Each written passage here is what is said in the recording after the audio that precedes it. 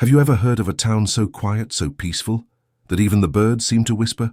Welcome to Elmridge, a small sleepy town where everyone knows everyone, a place where the doors stayed unlocked at night, where kids played until dusk without worry. A town that hadn't seen a serious crime in over 20 years. That isn't until one chilling winter morning, everything changed. It wasn't the kind of story you forget. It was the kind of story that lives in the walls, the kind you only talk about in hushed tones. Because the crime that shattered Elmridge didn't just take a life, it stole the town's soul. Let's go back to where it all began. It was December 4th, 2019. Cold, sharp wind blowing through the trees. The town square was decorated for Christmas. Fairy lights, wreaths, music in the air. At 6:32 a.m., Martha Callahan, the local bakery owner, unlocked her shop like she did every morning. She set her purse down, turned on the oven, and glanced across the street, only to freeze in place. There, slumped on the bench outside the library, was someone. At first she thought maybe it was a homeless man trying to stay warm. But as she walked closer, her scream shattered the stillness of the morning. It was not a sleeping man, it was Sheriff Daniel Griggs, dead, his service pistol missing. His eyes open wide, as if staring at something that no one else could see. Now understand this. Sheriff Griggs wasn't just a cop, he was Elmridge, born and raised, loved by all, fair, honest, kind. The kind of man who helped old ladies carry groceries and still sent handwritten Christmas cards. His death was not just a tragedy, it was impossible. The news swept through town like wildfire. By 9 a.m. the mayor had called in state investigators, but nothing about the scene made sense. There was no blood on the bench, no sign of a struggle, no witnesses, no surveillance footage. Just one small thing that almost everyone missed. A library book, sitting beside the sheriff's body. Open to a page that read, "Sometimes the quietest people scream the loudest in death." No one could explain it, not then, not even now. The autopsy later confirmed he died of a single gunshot wound to the chest, but there was no bullet, no shell casing, nothing. Sheriff Griggs had vanished from his home sometime after midnight. His wife Laura said he had gone to investigate a strange call he received on the landline. No one knew who called. Phone records were wiped. The house phone, an old rotary, had no caller ID. But one thing was clear. The call wasn't random. The sheriff had left in a hurry, his coffee cup still full, pajamas on the bed. He didn't take his badge, just his gun, and a note, scribbled hastily on a torn envelope. It read, "They know too late." Who were they? What did they know? And what was too late? The FBI got involved, but every lead went cold within days, until something strange happened. A week later, Elmridge received an anonymous letter. No return address, no fingerprints, just a single sentence typed in red ink. "Justice is blind, but revenge sees everything."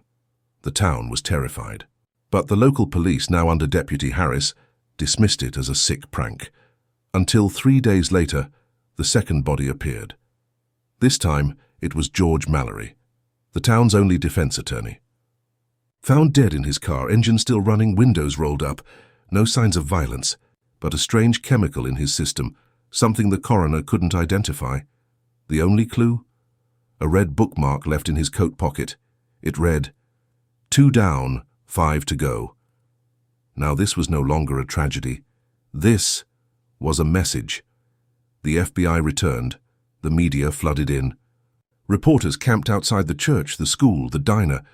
Everyone had questions, but no one had answers. Who was doing this, and why? The town started to unravel. Old secrets came to light.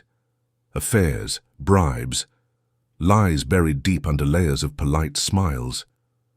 People who had never locked their doors now slept with loaded shotguns beside their beds. But in the middle of the panic, someone noticed a pattern. Both victims, Sheriff Griggs and George Mallory, were once involved in a controversial case, the Sarah Whitmore case. Now, here's where things get darker. Sarah Whitmore was a shy 17-year-old girl from Elmridge High School, a top student. Quiet. The kind of girl who sat in the front row, who stayed behind to help the librarian reshelve books, who never once broke curfew. She had dreams of studying forensic psychology. She wanted to help victims speak when no one would listen. But no one listened to her, not when it mattered. 2 years before the murders began, Sarah had gone missing without a trace. No phone call, no note. Her room untouched, her phone left charging on the nightstand. Her parents, devastated, begged the sheriff's department to search, to open a full investigation. But within a week, the department ruled it a runaway case. They said Sarah had probably left town on her own. Her parents knew better. They said Sarah had been afraid, that she'd spoken of someone following her, of strange cars parked outside their house, of footsteps at night. She was scared, and no one cared. Or maybe someone cared too much. When Sarah's diary was found, the entire narrative changed. Her carefully documented notes painted a haunting picture, a web of silence, secrecy, and manipulation. She had been trying to expose something that involved people in power. According to the entries, Sarah had discovered the existence of a secret council in Elmridge, a group composed of influential adults, school officials, law enforcement, even members of the church. She referred to them only as the Circle.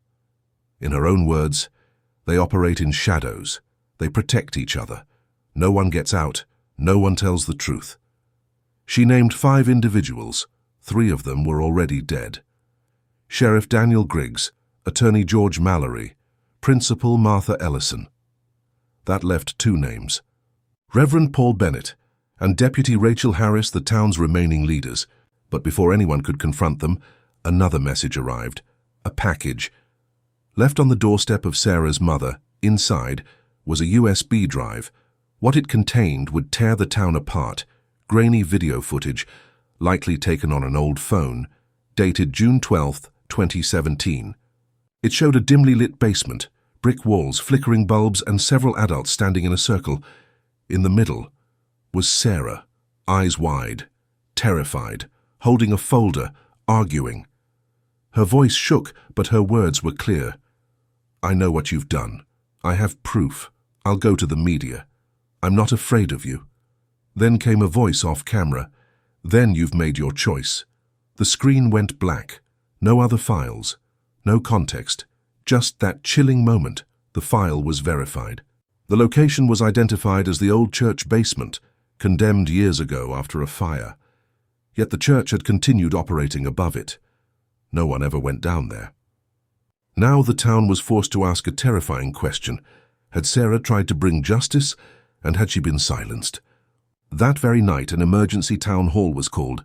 Tensions were high. Neighbors shouted at each other. People demanded answers.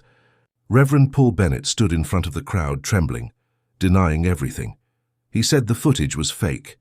He said it was all part of a twisted revenge plot. But as he spoke, someone screamed. Everyone turned. The church was on fire. Thick black smoke poured into the sky. Sirens wailed, but by the time the fire trucks arrived, the blaze had consumed everything, and in the ashes they found him, Reverend Bennett. His body discovered in the same basement where Sarah had stood in the video, and next to him, a small journal, burned at the edges, but legible. It was his. Inside were confessions, pages and pages of guilt. He admitted they had covered up what Sarah knew, that she had been right, that the circle existed, that they had pressured her, threatened her, tried to make her leave town quietly. But Sarah didn't break, so they made her disappear. He wrote, "We were supposed to scare her, just scare her. But something went wrong. I've carried this weight for years. I see her face in my dreams. And now, one by one, we are being judged." The final page read, "If you're reading this, I deserve what's coming." Now only one person remained, Deputy Rachel Harris. She had been leading the investigation this whole time. She had comforted grieving families. She had stood in front of reporters begging for calm. And now she was the last member of the circle. The FBI issued a warrant, but Rachel Harris vanished. Gone without a trace, her house abandoned, her phone left behind. A message scrawled across her bathroom mirror in red lipstick. "You covered your eyes, but I see you." The town locked down. Roadblocks, helicopters. A nationwide search began. But it was too late. 1 week passed, then 2. And on the 3rd Sunday after her disappearance, the final letter arrived. It was sent to the Elmridge Post, typed, no fingerprints, just 4 words. I set them free. That was the last message the town ever received. To this day, Rachel Harris has never been found. Some believe she fled to another country. Others think she met the same fate as the others, silenced by someone seeking justice or vengeance.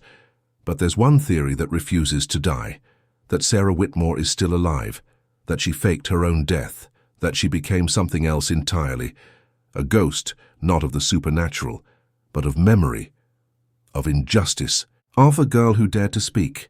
When the world told her to stay quiet, some say she's watching, waiting, ensuring that no one like her ever disappears again. Elmridge slowly returned to normal, or at least the appearance of it. The bakery reopened, the library repaired its shattered bench. Children played again in the streets. But something is different now. There's a heaviness in the air, like the town is holding its breath. They painted over the burn marks at the church. They replaced the broken windows at the school.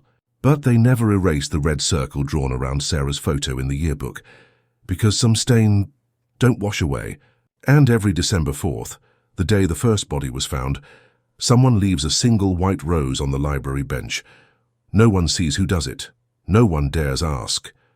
But those who look closely swear they always find the same thing tied to the rose stem, a thin red ribbon, and a page from a library book, the same words again and again. Sometimes the quietest people scream the loudest in death. But maybe Sarah Whitmore never screamed. Maybe she whispered. Maybe she watched. Maybe she waited. And maybe, just maybe, she finally got what she wanted. Not revenge, not violence, but something far more powerful. The truth. Because in the end, the truth is louder than any scream.